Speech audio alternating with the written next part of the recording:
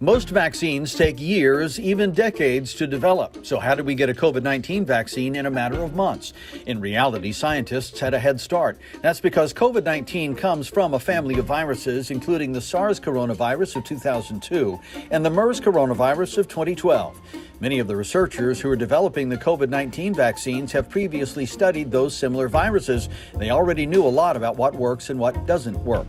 Scientists also learned how this family of viruses behaves, their biology, and the so-called spike protein, which allows the virus to enter our cells and infect us. When the pandemic hit, scientists already knew that if a person has antibodies that recognize this spike protein, that could stop the virus from infecting them, and that's the key to both the Moderna and Pfizer vaccines.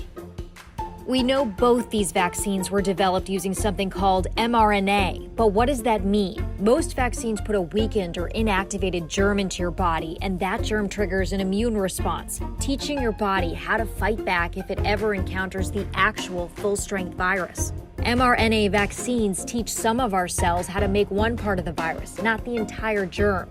In this case, it's that spike protein.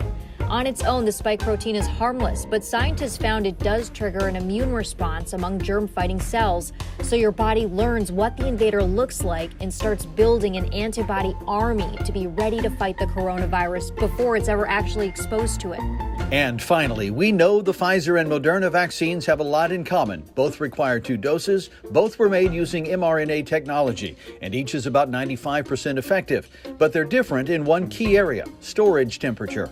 Moderna says their vaccine must be kept at -4 degrees Fahrenheit, which is about as cold as your typical freezer, the same place you might keep a frozen pizza or that bag of peas you'll never eat. But the Pfizer vaccine requires extremely cold temperatures, more like -94 degrees Fahrenheit, colder than winter in Antarctica and much too cold for your typical freezer.